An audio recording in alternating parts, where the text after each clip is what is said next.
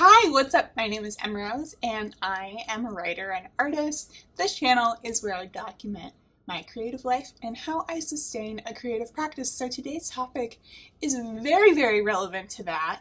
I'm going to be talking about one of my favorite artists and writers of all time, Lynda Barry, and this book called What It Is, sort of subtitled, Do You Wish You Could Write? And also this class that I took in my local community over the past few months that was based around some of the exercises that she uses in her work. And I just want to kind of like share my thoughts, share a little bit of my drawings from the class and like my big takeaways. So Lynda Barry, if you can't tell already, I highly recommend her work. I have seen a lot of her work online. I've read her book, which is kind of like an auto fiction called 100 Demons. I would call it more of a memoir. She calls it auto fiction, I guess. I've read this book in its entirety now. This is the one I would pick up if you're interested in writing exercises, okay? She also has a book called Making Comics that I would say has a large amount of overlap with her sort of thoughts about how to create, but it is much more focused on, visual forms and how to make your hand move. And this is more about unlocking something in yourself that will help you write. It's gonna feel a little abstract. I gotta say, something I love about her stuff is that it is like pretty weird.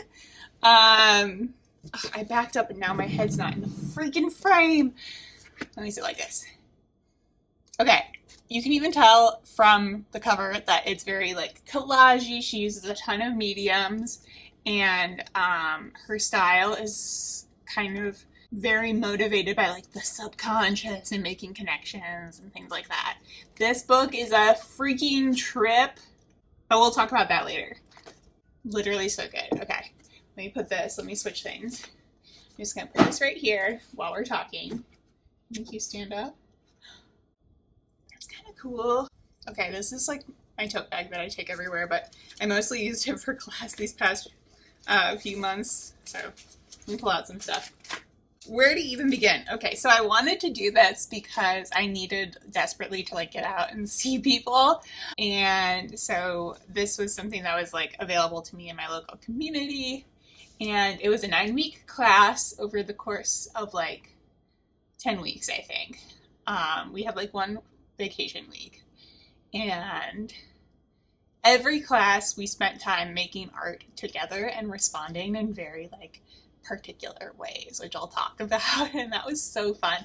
And then we also had assignments to basically create a bulk amount of work and get it in our bodies to like form a creative practice, essentially, and develop that habit and kind of find a state of mind where you're like okay with your work, like very neutral about it. Super interesting. So like it was kind of a creative rehab type mentality. Let me show you some of the fundamentals of this. I'm gonna put my bag down. Okay, so this is our comp book, like a composition notebook. We were supposed to buy a crappy little 100-page notebook. The idea was to fill the whole thing over the course of the class. I did not make it by a lot, honestly, but I made it farther than I expected to after like a really rough start. February was really hard for me. I had a sinus infection. It was like a struggle to even make it to these classes because I was worried about getting everyone sick and I was masking. Anyway, so basically this has every single thing that I made in the class with the exception of like I guess the last day. I may not have put those in yet. Oh my god, we can put these in during this video. That'll be fun. Okay. So it has all of our exercises taped in. It has some exercises that I did several times a week. Exercises that I did in class that were writing based, some that were drawing based, and a collage of stuff that I encountered during the time. And I'm so... This makes me feel warm and fuzzy. I loved the comp book. I decorated the cover of mine because it reminded me of like middle school and like decorating my binders and stuff. And the idea was just to be like absolutely messy, very fast, very scribbly. And then afterward, you have this whole thing that you can kind of start noticing, like your tendencies and your passions and what really makes you tick and stuff like that. And let me show you like a page that is one of the foundational things. So one of the things that we were supposed to do every day, in theory, as many times as we could, is this daily diary page that's split into quadrants. It's 7 things that you saw that day, 7 things that you did that day, something that you overheard.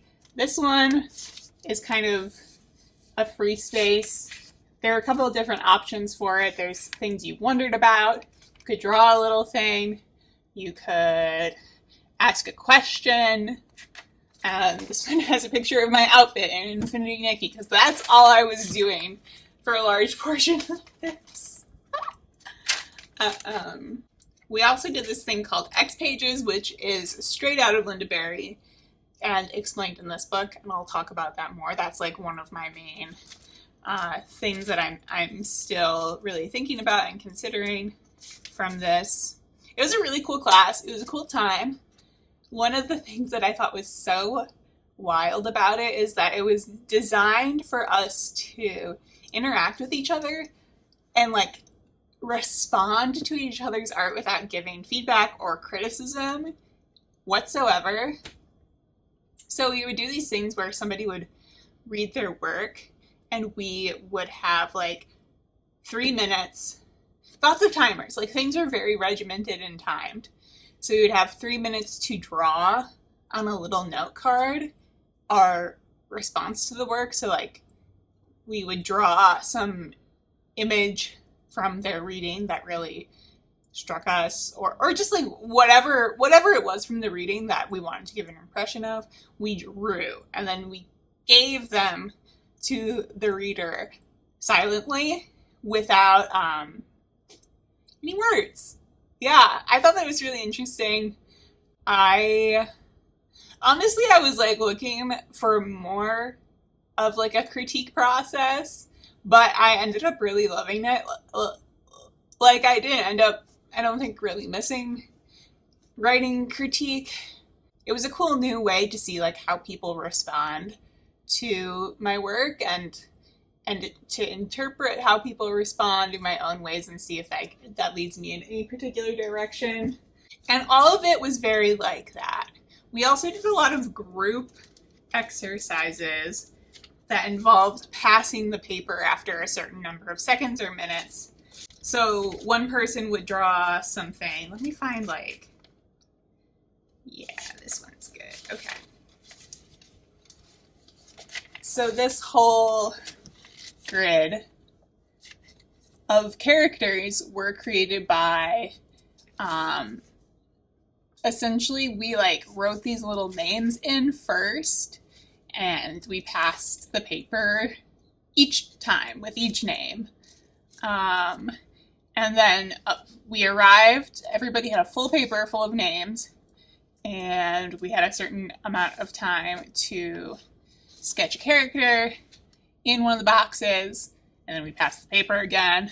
So we filled in the whole sheet of 16 characters.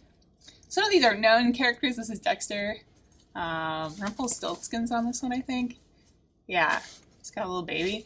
But a lot of them are like made up. They're kind of funny, or they're professions. So basically you're seeing like a lot of different interpretations on one piece. And then we got a full paper, and we inked and colored our full paper. There's a lot of coloring in this class. Actually, one of the first assignments was just straight up coloring pages. Let me show you mine. I was getting a little experimental, but there's a Miss Piggy coloring page. This is a drawing that I did of myself that I really like.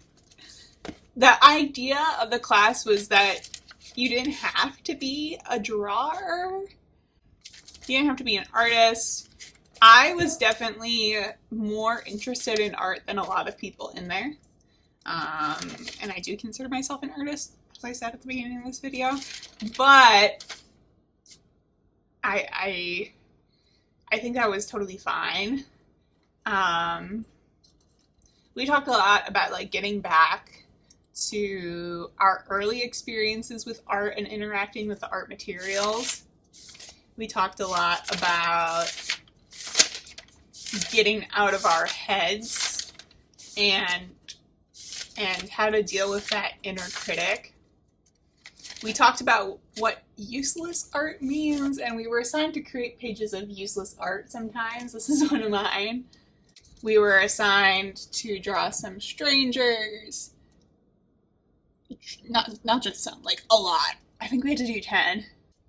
We copied other people's characters sometimes. Yeah. It was honestly a whirlwind. It could have been a much longer class. A lot of it was drawing. And you may be like, well, you're all writers. What is the situation here? The idea is kind of that drawing is like a language that we develop before writing. Like as children, we storytell when we draw, and it just kind of happens very organically.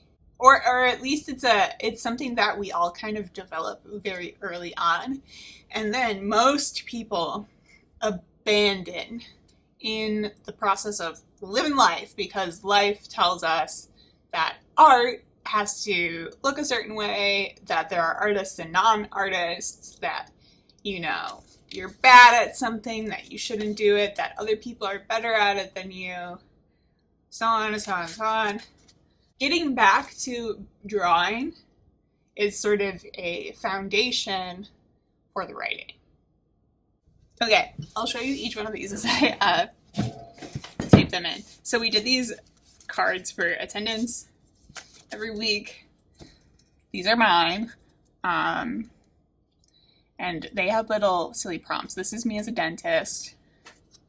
This is me as a mermaid. This is me as a plumber, I think. This is me as an armchair. This is me as a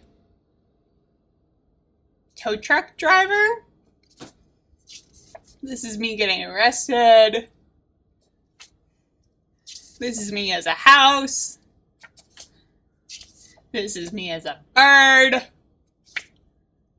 This is me playing an instrument. This is me in some nice favorite item of clothing of mine. And this is just bonus. There are 3 things that I really felt from this class and from the book, what it is, that I think are so cool, that are so healing in many ways. First one that I've really been thinking about is embodiment, and how to use an embodied practice to find your words.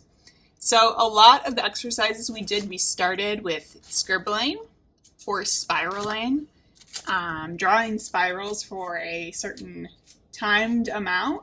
I think we did 2 minutes a lot of times as the first step to enter a state of mind where we could approach the exercise. Or we did spirals while other people were reading, and it's a way of activating kind of one part of your brain, or at least one part of your focus. I don't know about all the brain stuff, but one part of your focus, keeping it preoccupied while also engaging with a different type of focus, the listening part. And a lot of the drawing is really, really like embodying your thoughts, and finding the story as it comes to you. There's a certain part of drawing where, like, you can't control everything. Some of the results are very unexpected. So you are creating and responding to what you see that you've made at the same time. And that can be very, very rewarding and healing when you're stuck, when you're completely like focused on, am I making something good? Am I making something bad? Does my writing suck? Doing something that's so like, just like following the line and following the process is really rewarding and valuable in that way. And I think the comp book kind of factors into that too, because it's very physical, especially in a time when a lot of the writing that we do is like visual on the computer. Writing by hand even can feel like such a different manual experience. And then you can see like the bulk that you have created afterward, which is really cool and very satisfying, I would say. So that's a very foundational thing from Lynda Barry's work. Getting back into the body in some way. Second thing is overall the comp book. This is actually a maybe for me because I love doing this so much, but since the class has ended, I have gone back to my regular journal. And I don't know if that says that this is just a longer habit of mine and this is my comfort thing and this is what I'm going to keep doing for the rest of my life. Like, I feel confident that I'm just going to do regular journaling for the rest of my life. Adding in the comp book is really cool in some ways, but I haven't quite figured out what the next steps of it for me are. It kind of bothers me to add to this now because I like that it's everything I did in class. But let me get back to what I like about it so much. It's super fun to have a physical record of it. And it's super fun to get super messy. I am already a pretty messy person with my creative stuff. I don't fuss too much about it being perfect. But I definitely, if you are someone who really struggles with perfectionism, if you struggle with perfectionism, I think keeping something like this is so fun.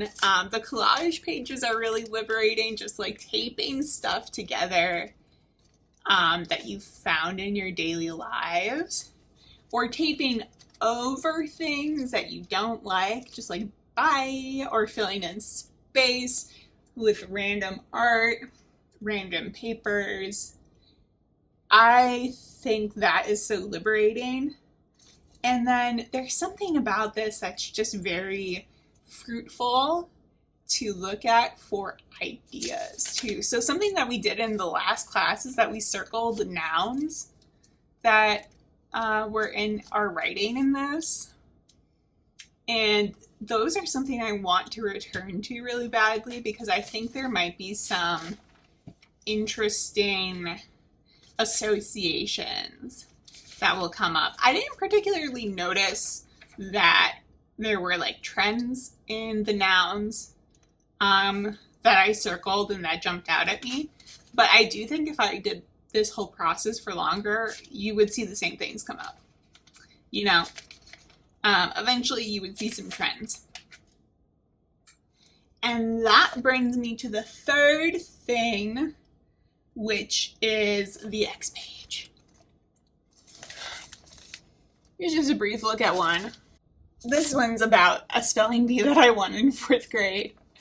Okay, if you want like a full explanation of the X page, you can read this book. I think there are also some really great videos with Lynda Barry herself where she goes through the whole process.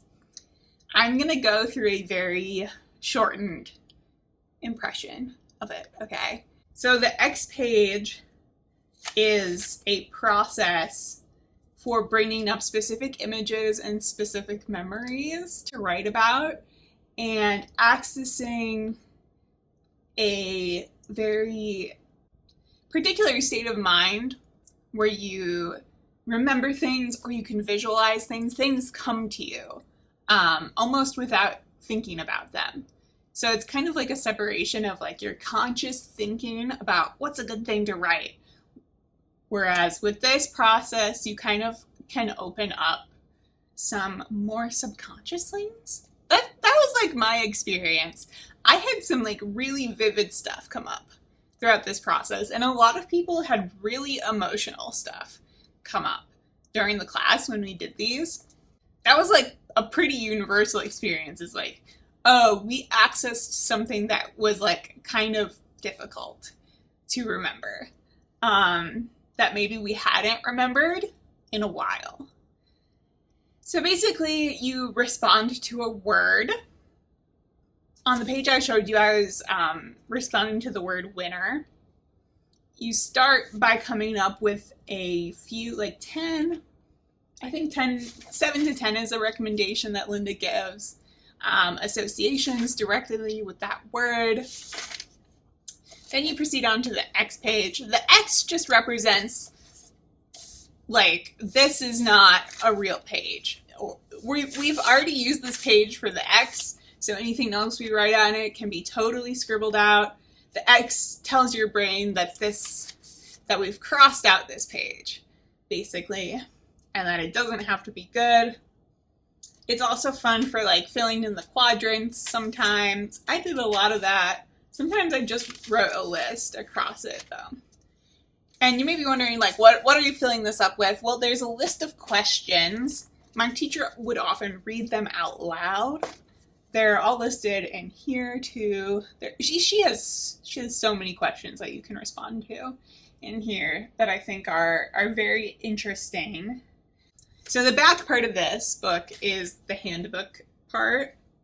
The questions are like, where are you? Why are you there? Why is this person there? What are you doing? Is there anyone else in this image? Is anyone leaving? What time of day does it seem to be? What is the season? They go on and on. And some of them can be quite bizarre. They bring up different sort of emotional, physical, visual feelings. What's to your right? What's behind you? What's above you? What's below your feet? How old are you? That kind of thing, okay? And in this handbook, to be clear, everything's still super like bizarre and collagey. It's a delight to look at.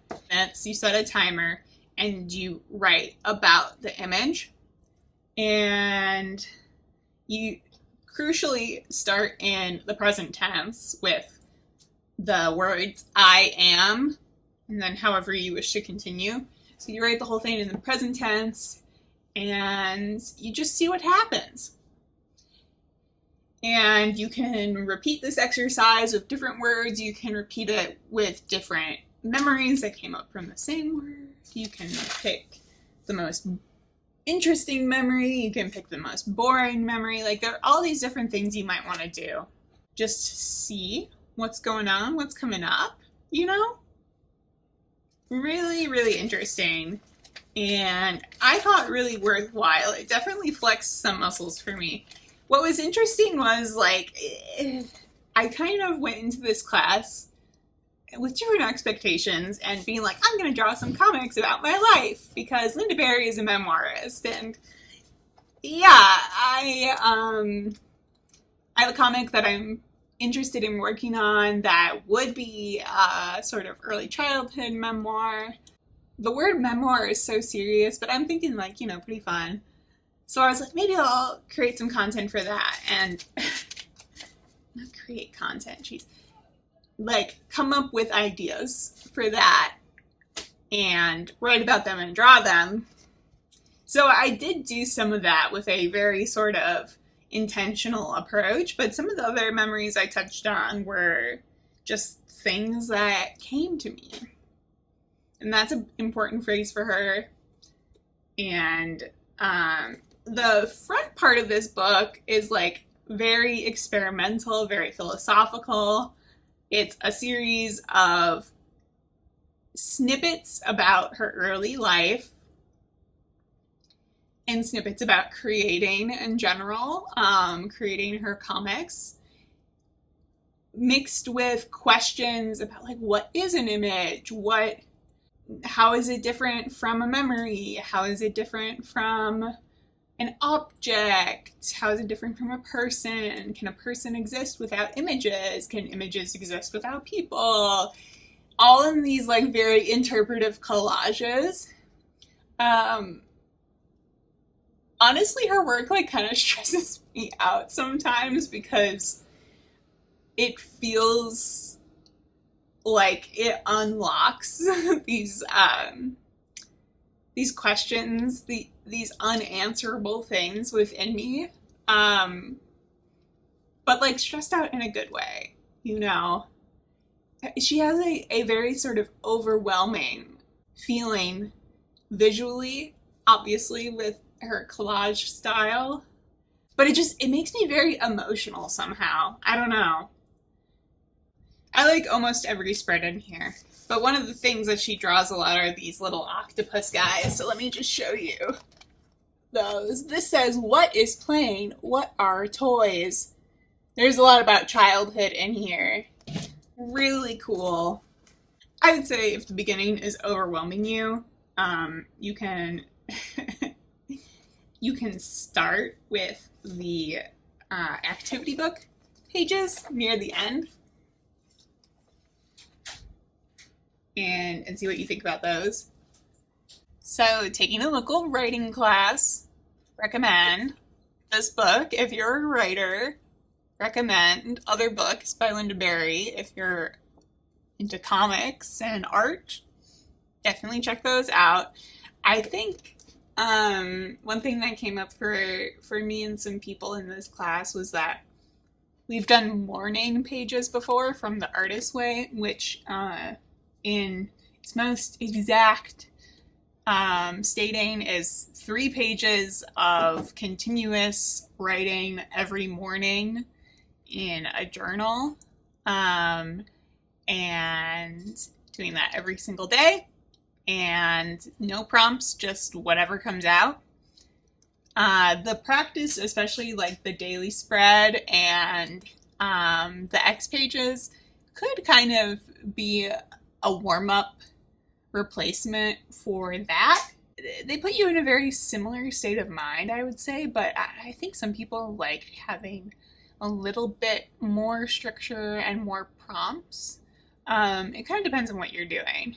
I think overall, this is kind of like a counterpoint to some of the Artist's Way stuff in a really interesting and informative way of how do you keep going with your creative practice.